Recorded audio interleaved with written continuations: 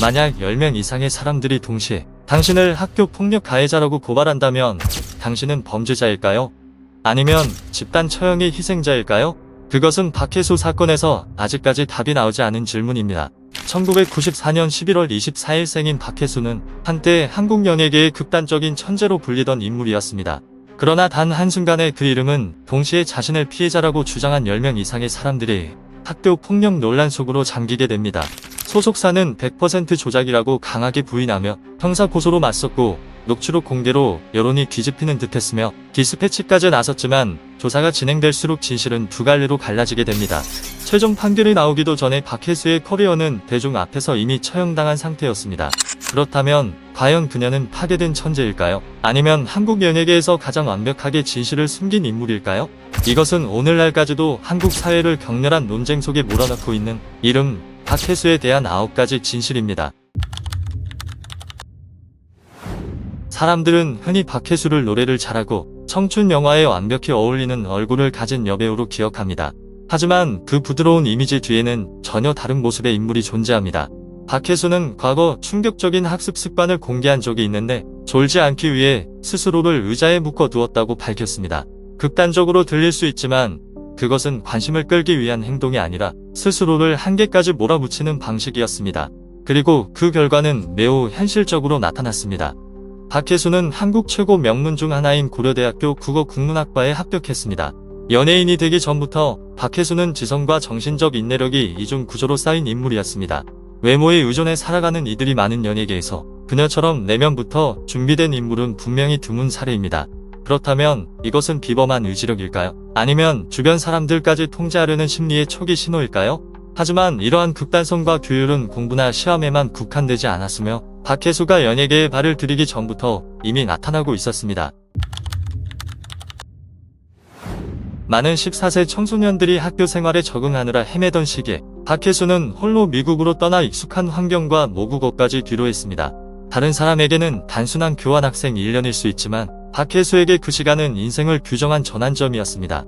그녀는 그 시간을 피상적으로 보내지 않았으며 문화 충격과 외로움, 타국에서 스스로 버텨야 했던 감정까지 모든 경험을 기록했습니다. 그리고 많은 어른들조차 놀라게 만든 사실은 바로 그 경험을 바탕으로 그녀가 14세에 미국으로 날아가다라는 책을 지필해 출판했다는 점입니다. 그것은 순진한 일기가 아니라 나이를 뛰어넘는 언어, 능력과 사고력, 자기인식을 보여준 작품이었습니다. 하지만 이러한 경험과 성취가 박혜수를 대중에게 처음 알린 길은 아니었습니다. 2014년 박혜수는 K-POP 스타 시즌4에 출연해 맑은 음색과 섬세한 감정 전달력으로 빠르게 주목받았습니다. 그러나 그녀는 비교적 이른 단계에서 탈락하며 두드러진 성적을 거두지 못했고 그 실패가 오히려 연기라는 새로운 전환점이 되었습니다. 프로그램 이후 박혜수는 본격적으로 연기 활동에 나섰고 그곳에서 그녀의 내면적 깊이와 지적 기반은 최대한으로 활용되었습니다. 연기로 방향을 튼 이후 박혜수는 느린 길을 선택하지 않았으며 매우 빠르게 도약해 실제 수상이라는 결과로 인정을 받았습니다. 그러나 커리어가 정점으로 치닫던 순간 박혜수의 과거는 돌연 세상 밖으로 끌려 나오게 됩니다. 2021년 초 박혜수는 천만받던 차세대 여배우의 전형에서 벗어나 10명 이상이 동시에 자신을 피해자라고 주장하며 수년에 걸친 학교 폭력가의 의혹을 제기하면서 순식간에 논란의 중심에 서게 됩니다. 더 이상 단일한 폭로가 아닌 이 사건은 곧 한국 연예계에서도 전례를 찾기 힘든 대규모 논란으로 인식되기 시작합니다. 게시글들에는 협박, 따돌림, 정신적, 신체적 폭력에 대한 묘사가 담겼고 시간과 장소, 당사자들 간의 관계까지 구체적인 정황이 함께 제시됩니다. 당시 확산된 정보와 인터뷰에 따르면 이들은 카카오톡 단체 채팅방을 통해 하나의 그룹을 형성해 박혜수와 관련된 경험을 공유하고 공동 대응 방안을 준비한 것으로 전해집니다. 특히 네이트판에서 시작된 최초 폭로 글이 이후 박혜수와 무관하다는 이유로 삭제되었음에도 나머지 피해자 그룹은 즉각 선을 긋고 자신들의 주장은 완전히 독립적이라고 강조합니다. 이로 인해 사건은 쉽게 마무리되지 못한 채 의혹 위에 또 다른 의혹이 쌓이는 상태로 장기화됩니다. 짧은 시간 안에 여론은 집단적 판단으로 기울었고 박혜수의 이미지는 거의 즉각적으로 붕괴됩니다. 의혹이 걷잡을 수 없이 확산되고 여론이 사실상 유죄를 전제로 움직이자 박혜수 측은 공식적인 대응을 내놓을 수밖에 없는 상황에 놓입니다. 옳고 그름이 아직 가려지기도 전에 박혜수 측은 정면 돌파이자 속전속결을 선택합니다. 사과도 해명을 위한 시간 요청도 없이 소속사는 단호하게 선언합니다. 모든 의혹은 조작이며 학교 폭력 폭로 흐름을 악용해 소속 배우의 명예를 훼손하려는 행위라는 입장입니다. 많은 이들을 놀라게 한 것은 단순한 부인이 아니라 타협의 여지가 전혀 없는 태도였습니다. 소속사는 자체적으로 사실관계를 확인한 결과 박혜수는 제기된 의혹과 전혀 무관하다는 결론에 도달했다며 즉각 형사 고소에 나서 화해의 가능성을 원천 차단합니다. 자신들을 피해자 그룹이라고 주장하는 측이 여러 차례 접촉을 시도했다고 밝혔음에도 소속사는 기존 입장을 유지합니다. 해당 접촉은 정체가 불분명하고 모호했으며 집단 행동의 진짜 동기 역시 의심스럽다는 판단이었습니다. 이 시점을 기점으로 사건은 더 이상 도덕적 논란이 아닌 두 개의 상반된 진실이 맞서는 생존을 건 대치로 변질됩니다. 양측이 모두 물러설 수 없는 국면에 들어선 가운데 예상치 못한 한 가지 요소가 등장하며 여론은 흔들리기 시작합니다. 박혜수 소속사가 피해자 그룹의 금전적 목적과 합의금 요구 가능성을 암시하자 사건의 구도는 뜻밖의 방향으로 전환됩니다. 이에 자신들을 피해자라고 주장한 측은 박혜수 측과의 통화 녹음 파일을 공개해 언론에 직접 전달합니다. CBS 노컷뉴스가 해당 녹취 내용을 검증한 결과 충격적인 결론이 도출됩니다. 대화 어디에도 금전 요구나 합의, 경제적 이익을 언급한 부분은 존재하지 않았습니다. 녹음의 핵심은 사실관계 확인과 대화를 요청하는 내용이었으며 이는 소속사가 제기했던 의혹과는 정면으로 배치되는 것이었습니다. 이 지점에서 해당 녹취는 즉각적인 대형 분기점으로 작용하고 여론의 초점은 이동하기 시작합니다. 고발자들의 동기를 의심하던 시선은 오히려 소속사가 어떻게 경기를 왜곡해 논란을 증폭시켰는지에 대한 질문으로 바뀝니다. 이후 사건은 단순히 폭로의 진위 여부를 넘어 한 연예기획사가 위기 상황에서 언론과 법적 수단을 어떻게 활용했는가에 대한 논쟁으로 확장되며 녹취록은 초기의 강경한 논리를 무너뜨린 결정적 증거로 작용합니다. 녹취 파문이 채 가라앉기도 전에 한국 연예계에서 익히 알려진 또 하나의 존재가 마침내 이 사건에 공식적으로 개입하게 됩니다. 디스패치는 박혜수의 학폭 논란을 다룬 연속 탐사 보도를 통해 공식적으로 사건에 뛰어들며 사안을 완전히 새로운 국면으로 끌어올립니다.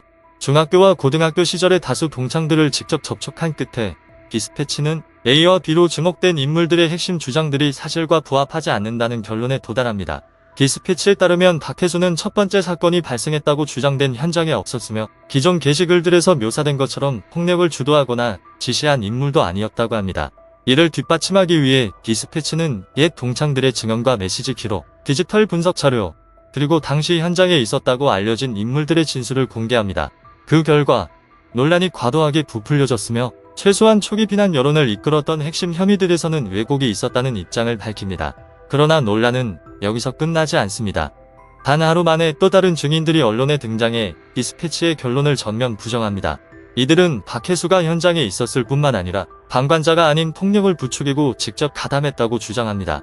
동시에 디스패치가 자신들에게 유리한 증언만 선택적으로 채택하고 반대되는 진술은 배제했다고 비판합니다. 이 시점부터 사건은 교착 상태에 빠지며 디스패치조차도 최종 결론으로 마무리하지 못한 드문 사례 중 하나로 남게 됩니다. 진실이 여전히 둘러갈린 채 최종 판단이 내려지지 않은 상황에서 박혜수가 치러야 했던 대가는 판결보다 먼저 찾아옵니다.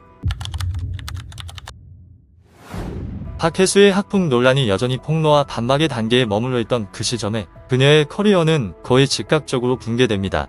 판결도 수사 결과도 없이 그녀는 모든 일정에서 제외되고 방송에서 자취를 감추며 출연 불가 인물이 됩니다.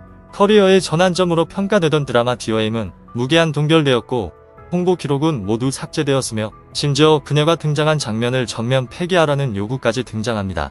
이 모든 일은 사건이 여전히 격렬한 논쟁 속에 있고 어떠한 법적 결론도 나오지 않은 상태에서 벌어집니다.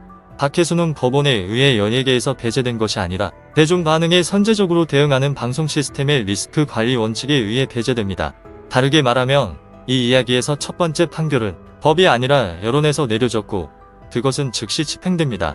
여론이 이미 유죄를 선고하며 연예계의 문이 거의 닫혀버린 상황에서 박혜수는 맞서 싸우는 대신 사라지는 선택을 합니다. 수년간 무대에서 지워진 뒤에도 박혜수는 해명으로 돌아오지 않습니다. 2022년 그녀는 영화 너와 나로 부산국제영화제의 모습을 드러내지만 해명 기자회견도 미디어 전략도 없이 오직 연기만으로 등장합니다. 2023년에는 너와 나를 통해 공식적으로 스크린에 복귀합니다. 동시에 파주에서 카페를 운영하고 있다는 소식이 전해지며 연예계의 소용돌이와는 거리를 둔 조용한 삶이 주목받습니다. 4년 6개월간의 침묵 끝에 그녀는 SNS 활동도 재개하며 마치 어떠한 변명도 필요 없다는 듯 팬들과 직접 소통을 시작합니다. 반격도, 요란한 억울함에 호소도 없이 박혜수는 시간과 작품이 대신 답하게 두는 길을 선택합니다. 그 마지막 승부에서 침묵은 더 이상 회피가 아니라 재판도 받기 전에 유죄가 선고된 한 사람이 던질 수 있는 가장 강한 선언이 됩니다. 박혜수는 정말 가해자일까요? 아니면 한국 연예계에서 반복되온 여론 사용의 또 다른 희생자일까요? 이 이야기가 의심해볼 가치가 있다고 느껴진다면 이 영상이 묻히지 않도록 좋아요를 눌러주시기 바랍니다.